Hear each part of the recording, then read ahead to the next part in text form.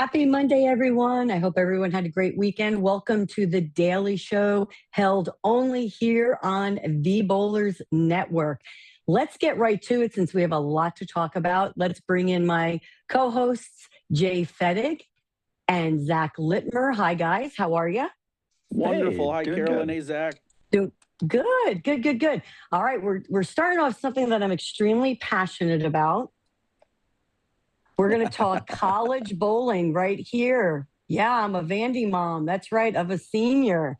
We're going to talk some college bowling. I've always been very into college bowling anyway, since I was a collegiate bowler back in the day. But wow, have things changed. And before we get into it, one thing I looked up, and I'm trying to use AI more, but I kind of am a little controversial on it. I don't know. One way it says about college bowling is the best college for bowling depends on whether you're seeking D1, D2, D3, right? What it doesn't say in here is things like NAIA, USBC Collegiate. We have club sports. There is an array of college bowling out there. And I think one of the things we truly need to pinpoint on today, in my opinion, is what best suits the athlete, not what best suits what may look good on paper, or are you just going for one or the other? What best suits the athlete? So, Jay, I know you did a little research, and we are going to talk about the differences between collegiate, NAIA, and NCAA. Give your take. Yeah, boy, that was I guess I didn't plan for it the way you just mentioned it, and it got actually a good point. What's best for the athlete is, I think, really first thing you got to look at is the academics behind things, right? I think that always has to be the forefront. Whether it be bowling or baseball or anything else, I think that needs to be a secondary point. At least that would be the advice I'd give to my own kids. Now, that also changes whether you're male or female, right? Because from an NCAA perspective, that's not an option for men. It's only for the ladies. Yet. NCAA for men, yet. I agree. What Boy, do you I hope think? that would change. We'll get into that. I'd love your perspective on that. You're right. So as of today, it's club programs or NAIA, which are the options for men. So, I think, again, boy, I was kind of caught off guard, and I like that, by the way. I would say focus on your academics, what you're looking for first. So if you're looking for engineering or economics, whatever it may be, go to the school that best represents that for you, and keep bowling secondary. That would be maybe my take. And your question kind of threw me, which is a good one, by the way. Okay, no, and we can get into that. I mean, there is such a difference between Division 1, 2, and 3 and NCAA, although now Division 2 is having their own national championship. So again, the NCAA part of it is changing every year, and I think getting bigger and growing, which is phenomenal, as well as NAIA, USBC Collegiate and Club. Why? Because it's still the fastest growing high school sport, which is key, I think, to those other divisions. Now, my question to you, Zach, is with all of the youth opportunities out there, we have SYC, SATX, Junior Bowlers Tour, EYT, a Hawaii Bowlers Tour, you name it, there is a youth opportunity to go out, show your skills, compete, scholarship money on live stream, because everybody's doing it. Is this another opportunity for coaches to be able to recruit instead of being there in person? And is that a positive or a negative? Oh, that's a good question. So I would see it overall as a positive, but I'm going to add a caveat to that. I think there's a big positive in the live stream side of things because you can actually see the bowler compete. As we all know, seeing somebody's name on the top of a leaderboard versus actually watching them bowl are two radically different things. I mean, I was just at a tournament this weekend where a couple guys who made the cut hit the pocket less than a lot of guys who miss the cut. But so does that mean who's the better bowler out of one tournament? Like, that's one common thing that you have to pay attention to, especially as a coach, because you want the person that's going to have more of that control and maybe just had an unlucky day. You can see that on live stream a little bit more. But you're right that there are insane amount of opportunities for youth bowlers. There is a little bit of an issue in that because there's a lot of burnout that's happening in the sport of bowling right now. That is probably another topic for another day about the youth burnout and why we're not seeing like all that insane growth in high school and college actually translate to the adult level.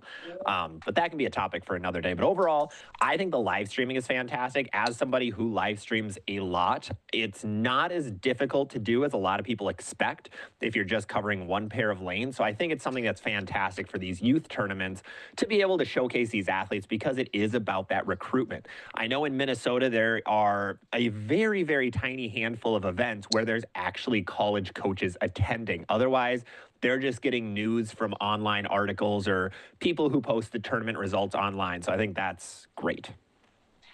The other one is US, US Recruit. There's so many different avenues. Now, and speaking of one of the college coaches who now has an NCAA program, his take on it was he thinks live stream is a tool. He uses it more as a tool for recruiting. He still thinks that there's something about that human conversation, touch, really talking it through to get the kids to visit your campus. And I can't agree with that more because I think through, Zoom call is probably the best, but through text message, so much gets lost in that translation. So it is more about that. What are you actually, saying? Are you looking at the person's face as to how are they reacting to your question, or does it look puzzling? And I think the human conversation is so much more, which leads me into, let's talk a little bit about what the rankings are looking like these days. I have the USBC collegiate team polls here. As of February, we've got Mount Mercy on both sides, men and women, that are topping that poll. But then we see in the top 5 for women, Jacksonville State and Louisiana Tech, who compete in both sides, okay? NCAA and USBC collegiate, which you can do. On the men's side, Wichita and Newman, who both have an NCAA women's program in the top 5. Now, with that saying, before we even move on to NCAA or anything else, that's where I think the confusion lies, is that you have 2 teams that have also women's NCAA that compete in the USBC collegiate. I personally think it gets confusing. Like, I almost have to read the rules all the time to see who can compete in what and not. And you can still compete in the ITC singles, but your teams, Vandy does not choose to bowl USBC collegiate because they just travel a lot. And again, they put, like Jay said, a lot of merit on the education. They don't want the kids getting overwhelmed. Jay, do you want to elaborate a little bit on that? In which way? I want to make sure I elaborate properly. Are you talking about the academics of it, or which way they should compete? Here's the thing. Do you think too much bowling can take away from the focus of the education? Kind of like what you said is the education should be first, then bowling. Do you think too much bowling can take away from that focus? Oh, it doesn't matter if it's bowling or baseball or basketball. Absolutely it can. And there, again, I think a good coach, regardless of the sport, needs to understand that they're shaping these young people. They're not shaping an athlete. Yes, I'm not ignorant to the fact that the coach was hired to perform and coach a sport, but I think they would be doing a disservice to this young person if they didn't make that focus to be, their education and their future. In athletics, yeah, it could be a temporary thing, but I think they'd, again, be doing a massive disservice to that family, the mom and dad, the kid himself or herself, again, if they didn't focus on the athletics. I mean, on the academics. The Education. key thing again is too much of anything. There's got to be that balance. Too much education, focus on that can take away and burn them out of that too. So there's Okay. got to be that blend. Let's follow up with that because I touched on it earlier. What are your thoughts on men's bowling becoming NCAA? We've got it in baseball, we've got it in football, we've got it in golf. Vanderbilt alone, their baseball team is a recruiting hotspot for the pros. They're NCAA, right? What do you think about men's bowling becoming NCAA?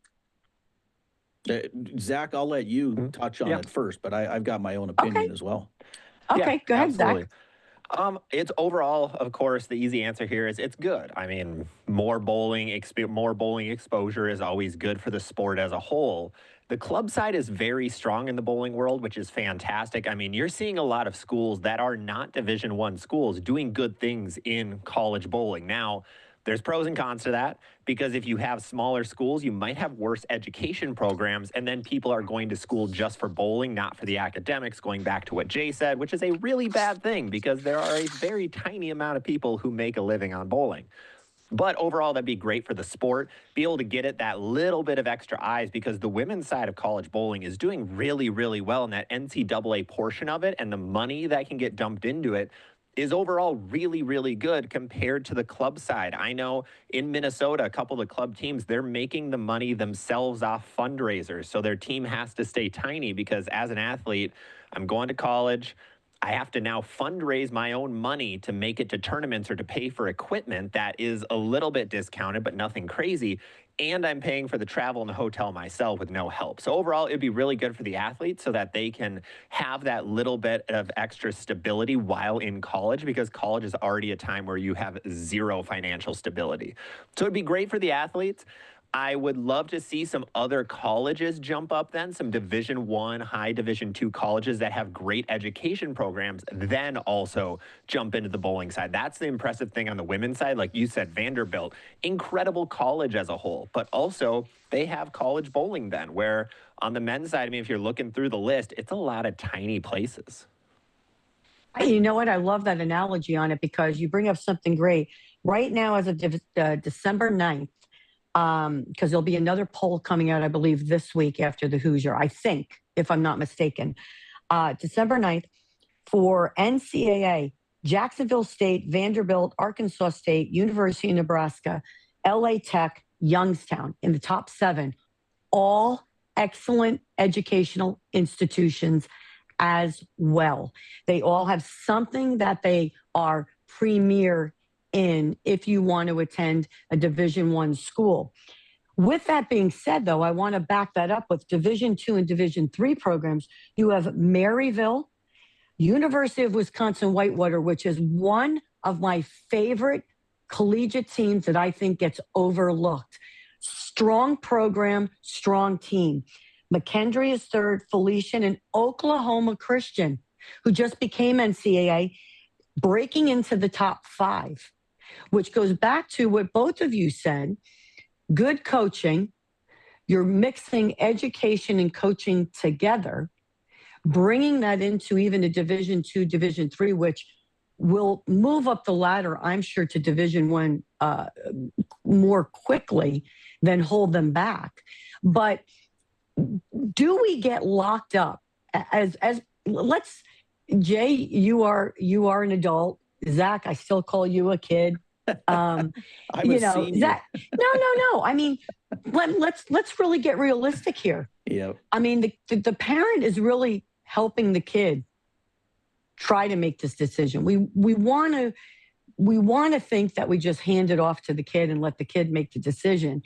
But I don't know, Jay, what are some of the do's and don'ts, do you think, that you have to, as a parent, hold back a little on because oh, maybe this might be a little better, but oh God, they're loving it over here. I don't know. Are there do's and don'ts? Oh yeah. I mean, as a student athlete yourself, you're going to go where the exciting, the fun is, right? I mean, more times than not. And so when they tour a campus or they look at things, they're not always, I know I wouldn't have been, always looking at the things that they should be looking at, because it's more, where can I have the most fun, right? Majority of the time, and I think the parents can step in and be the voice of reason, and they're looking beyond the here and now, the instant gratification. And if you take a look at what Shannon has done and her husband down in Jacksonville. Look at what they have built. Has been phenomenal. I mean, just over the top, crazy good. But that's also a good school, and they focus. And I had a couple of conversations with Shannon. They focus on the education part, right? They're trying to develop a family atmosphere. Yes, bowling is important, right? That's what they're there to do. But their focus is more on how can I be the parent when you're away from your parents? How can I provide you that home stability? So kudos to Shannon of what they've built. I love that analogy as well, in the fact of there's a mixture of making the student athlete an all around good human being. And the athletic part of it is making them even stronger. Zach, what is your take on what you've seen? Again, I know you're very young, but I know you are into bowling. What is your take on the strong coaching that has now come into the collegiate ranks at all levels? Yeah, because bowling is smaller, the coaching means everything. It means as much as possible because bowling is still evolving year by year. I mean, heck, this year there's going to be the urethane ban, which is a new evolution now, how coaches have to look at the game just on the equipment side.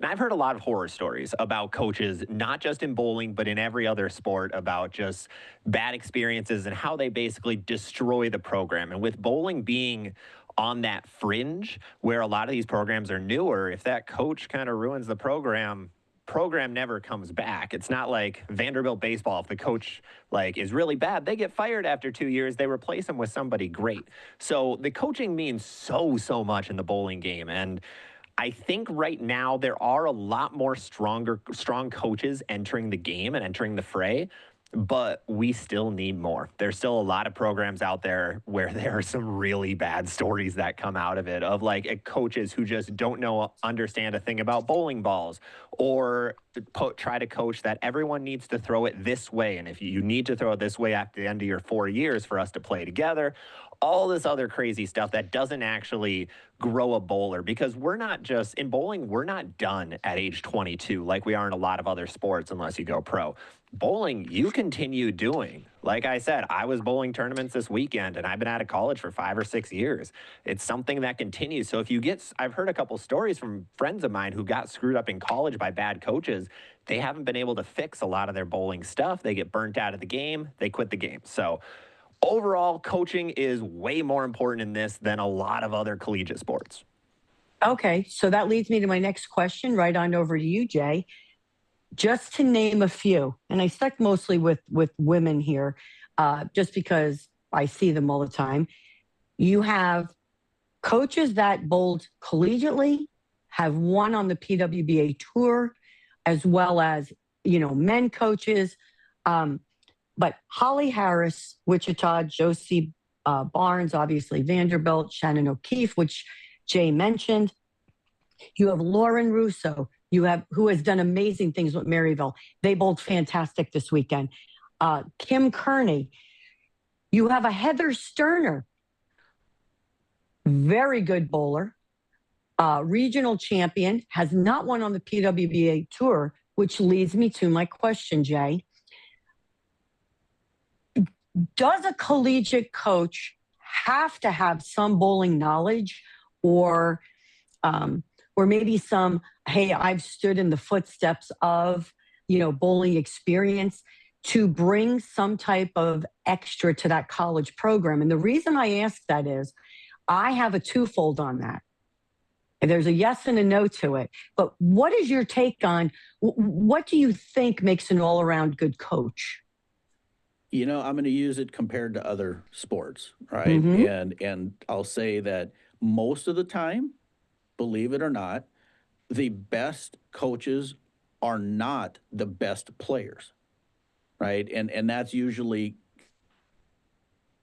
you look at the NBA, right? Larry Bird wasn't a great coach, great player, Hall of Famer, but not necessarily a great coach, because to most of these people it came natural, right? They didn't have to be coached. They understood it intuitively. So a lot of times, no, it doesn't have to be a great player, but where a great player can help is name recognition and recruiting. So that would be my take. I love that. I think as I'm looking at, because I've made 155 notes here, I think it goes both ways. I think you need to have knowledge of the game. So whether you are not a bowler and you are starting up a program from the very beginning, familiarizing yourself with the game, maybe a level 1 coaching, going to a bronze level course to at least learn what the sport is all about, should be mandatory, I would think. And not just being thrown into, kind of like the high schools. Unfortunately, it's the science teacher that's just there with the kids, right? You want someone to have just a little bit of background, a little bit of knowledge of the sport so that they can at least instill something and then grow the program together, which I think you've seen a lot of in bowling with startup programs. And now you look, I mean, there are many of these college coaches that were just league bowlers, right? Or they played another sport and took over the bowling program. And oh my God, look what they've done, right? John Williamson played football, but he had the mentality of an athlete, right? Which is another thing he brought to the table. Same thing with Coach Kabansky at Youngstown. Passion for bowling, made an NCAA championship team. I mean, there's so many stories out there. So I agree with that. You need to bring a mixture of everything, but you do not have to be a top level athlete in the sport to bring a program to what it needs to be. Quickly, before we sign off here into our next, what we're going to do on Wednesday, how important, though, is that coach's mental training in the sport? How important is that to creating a championship team, Jay? Oh, that right there, I think, is everything. Yeah, that's what, I don't care if you know the mechanics of the sport or a release. You can have assistant coaches with that, but I think the head coach is where it's all at as far as recruiting, getting people to buy in to being part of a team, getting people to be part of a program. That head coach is the emotional glue of the team and the mental glue. Again, we don't have to be, or that head coach doesn't have to be the expert in everything. Again, you have assistants in which you can put into place for that. So that would be my take. And I think people forget that the assistant coach has specific jobs. That was a great, thank you for keying on that, because I think we overlook the assistant coaches and the graduate assistants. Zach, your take on the mental aspect of them bringing that to the program. Yeah, it's an important part of it, but I would actually go the other way and say that a lot of the physical game is what needs to be focused on a lot more than the mental game, because you're bringing in 18-year-olds. Like, these are very, very young athletes, and a lot of them are coming in with mediocre physical games. I'll be honest, the bar to get into college bowling is not as high as it is to get to a college baseball program. So there's going to be a lot of physical things that need to get fixed, and it's a heck of a lot harder to change somebody's physical game, but compared to a mental game switch, because these people are still maturing. So some of those mental things happen with age as well, and with that college experience. So I feel like the physical game is actually more important in college than that mental side of things. Well, that's interesting, because I'm going to tend to. Oh, go ahead, right? Go ahead, Jay. Zach, sure. I'm just going to say you're wrong. I'm disagreeing with it too. And I only say that because the physical game is something that these young people can be taught real quickly. The mental thing is what can tear a team apart, right? So anyway, I'm gonna make one more comment about this. Go to, if you can, Jasmine Monk does a phenomenal job. And if you get a chance, look at her website, collegebowlingnetwork.com. She is awesome with this. So anyway, I just wanted to put that plug in for her. No, that's fine. And Jasmine is still growing it a little bit. I know I've been in touch with her. She's really gathering a lot of great information. I think it's going to just continue to grow with information and knowledge for parents and students, which I think is fantastic. Zach, not saying I want to disagree with you totally, but my first reaction to that is you do have 18 or 19-year-olds. And I think we really do have to focus more on getting them in a good frame of mind that possibly moves the needle on, and this is a rough word I like to throw out there, but their maturity level of handling everything that's going to be thrown at them in the next 4 years. I don't think we do enough mental training because they're being thrown into, I'm away from home, mom and dad did everything for me, I don't know how to manage my money, depending on what program you're at. How do I use my scholarship money? When do I have to be at practice? Oh my God, I have 15 hours of credits. I have to do homework tonight and I had practice till 6:30. I think the mental aspect needs to be targeted more than it currently is to help them become an adult in the next 4 years and handle everything that's being thrown at them. But we're going to engage in that more. We're going to actually continue this conversation on Wednesday. See, guys, I'm throwing it at you now, changing everything up. We're going to do that. And then we're going to roll into Zach's talking about ball dynamics and what are some of the accessories and things you can do to make throwing those bowling balls easier and better and match your game. But again, we want to thank Farmers Union Insurance for standing by us in our new venture here at Bowlers Network. We appreciate you joining us on The Daily Show on Monday, Wednesdays, and Fridays at 12 Central Time. We will see everybody back here, Bowlers Network, bringing the bowling community together on Wednesday.